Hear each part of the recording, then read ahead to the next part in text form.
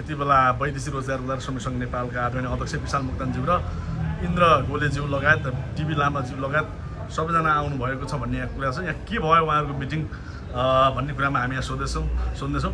आदरणीय अध्यक्षज्यू नमस्कार। नमस्कार हजुर। सम्पूर्ण आदरणीय अध्यक्ष सबै अध्यक्षज्यू आउनु भएको छ। वैदेशिक रोजगार उद्धार समिति सङ्घ नेपालको जुन एउटा कार्यालयमा आउनु भएको छ। के छ आज तपाईँको मिटिङ चाहिँ के भयो स्पष्ट भन्नु पर्यो। तपाईँको एकता हुने कुरा भयो कि के छ? यो खुसियाली सन्देश चाहिँ सम्पूर्ण नेपाली जनताले चाहिँ आज तपाईँको मिटिङ छ भन्ने कुरा अन्तर्राष्ट्रिय राष्ट्रियमा खबर भइसक्यो, प्राप्त भइसक्यो। के छ आजको मिटिङ चाहिँ के भयो स्पष्ट? हाम्रो उद्देश्यहरू एउटै भएको हुनाले हामी एकै हौँ, केही फरक होइन। अफिस मात्रै फरक भएर हाम्रो मन मुटु उद्देश्य सिद्धान्त हामी सबै एउटै हो। हामी श्रमिक र मजदुरहरूलाई सेवा गर्ने हो, गरिब दुखीलाई सेवा गर्ने हो, उद्धार गर्ने हो। हाम्रो विचार सिद्धान्त एउटै भएको हुनाले हामी 5वटा संस्थाको घनीभूत एकदम आज छलफल भयो।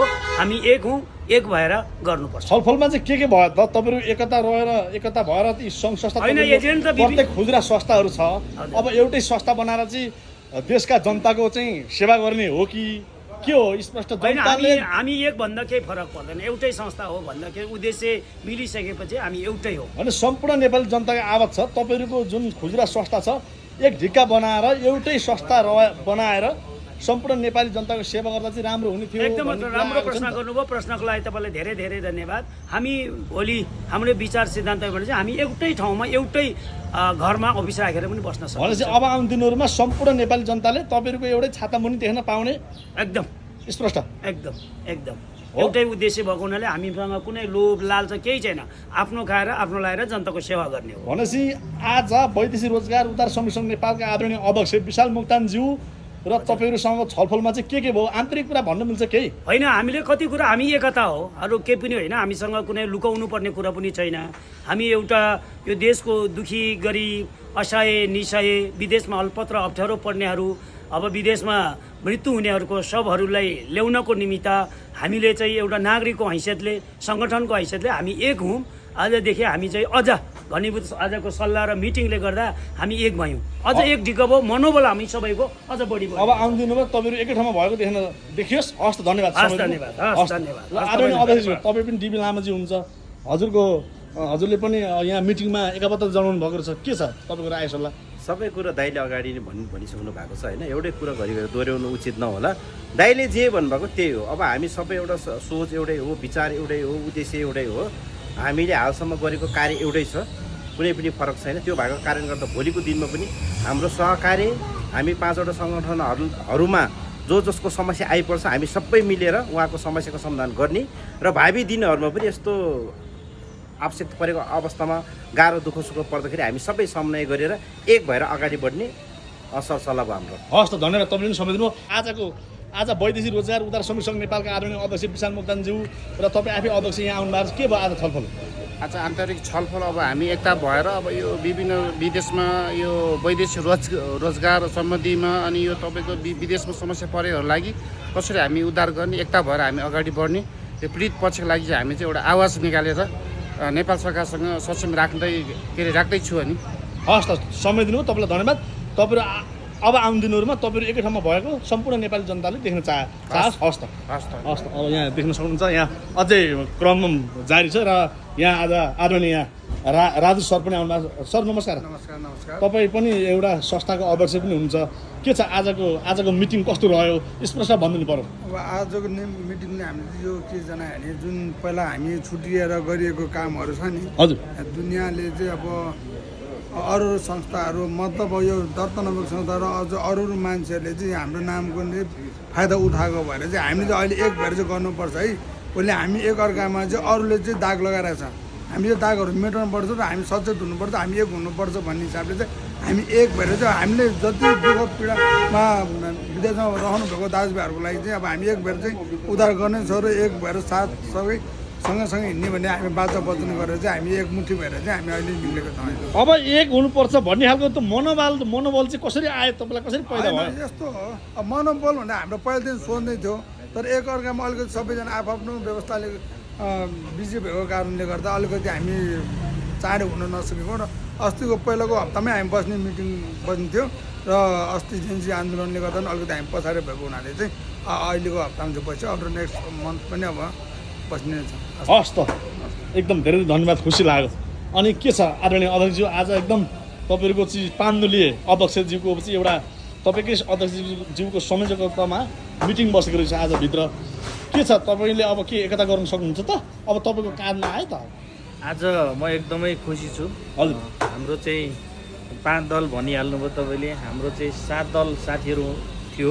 7वटा अध्यक्षज्यूहरू चाहिँ सबैजना यहाँ आएर हामी चाहिँ एकजुट भएर अगाडि बढ्ने सरसल्लाह गर्ने भन्ने खालको कुरा थियो। 2जना अध्यक्षज्यूहरू चाहिँ कारणवश उहाँहरू आउनु भ्याउनु भएन। उहाँहरूको चाहिँ भ्यालीभन्दा बाहिर जानुपर्ने भएको भएर योभन्दा अगाडिको हप्तामा चाहिँ उहाँहरू सबैजना जुट्नु भएको थियो, तर हामीसँग समय थिएन।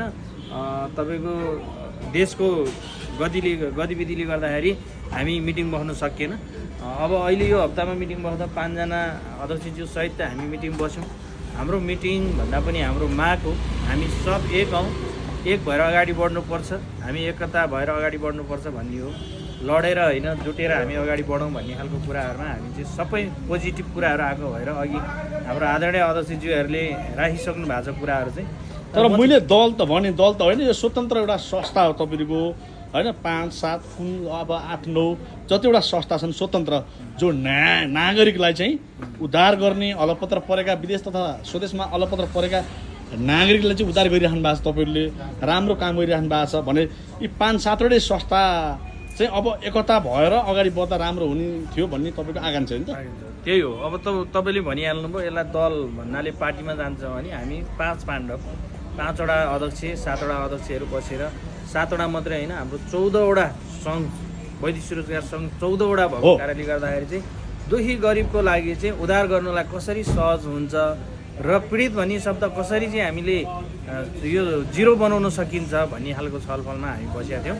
आज हामी त्यही छलफलमा जुटेको थियौँ, किनकि हामीले उद्धार मात्रै गऱ्यौँ, अब रोक्नेतिर पनि लाग्ने हो कि होइन? यो देशको गतिविधि यस्तो छ, रोजगार पनि दिने हो कि होइन? उद्धार मात्रै गरेर मात्रै भएन, उद्धार गर्ने धेरै साथीहरू हुनुहुन्छ, तर अब यसलाई रोक्नेतिर पनि लाग्नु पर्यो र यो देशको गतिविधिलाई समेटेर अगाडि बढ्नु। रोक्न चाहिँ कसलाई रोक्ने भन्नुभएको खोज्नु भएको? जस्तै यो इलिगल जानेहरूलाई जति पनि चेलीबेटी बेचबिखन भइरहेको छ नेपालबाटै, र नेपालमै रोक्नु पायो भने विदेशमा गएर त उहाँ बिचल्ली पर्नु हुँदैन होला जस्तो लाग्छ। रोकेर मात्रै हुँदैन नि त आदरणीय अध्यक्षज्यू, तपाईँले उहाँहरूलाई पनि त रोजगार दिने खालको एउटा कुनै सिलसिला, एउटा वातावरण बनाउनु पर्यो। सरकारसँग कस्तो खालको चाहिँ एउटा कदम चाल्नुहुन्छ, पहिला रोजगारको व्यवस्थापन गरौँ र अनि मात्र विदेश जाने प्लान हुने नागरिकलाई रोक्दा चाहिँ राम्रो हुने थियो भन्ने खालको विभिन्न टिक्का टिप्पणी पनि आएको छ है आदरणीय अध्यक्षज्यू। सही कुरा राख्नुभयो तपाईँले। अहिलेको विषय हाम्रो त्यो नै छ, हामी सबैजना बसेर चाहिँ रोजगार कसरी सिर्जना गर्ने होइन? बेरोजगार भएरै जाने हो। तपाईँको यहाँ चाहिँ गरिबी भएर 2 रुपियाँ पैसाको आवश्यकता परेर जाने हो। इलिगल जाने भनेको चाहिँ फेरि कस्तो छन् भने गरिब दुखी जाने हो होइन? पैसा नभएको व्यक्ति जाने हो।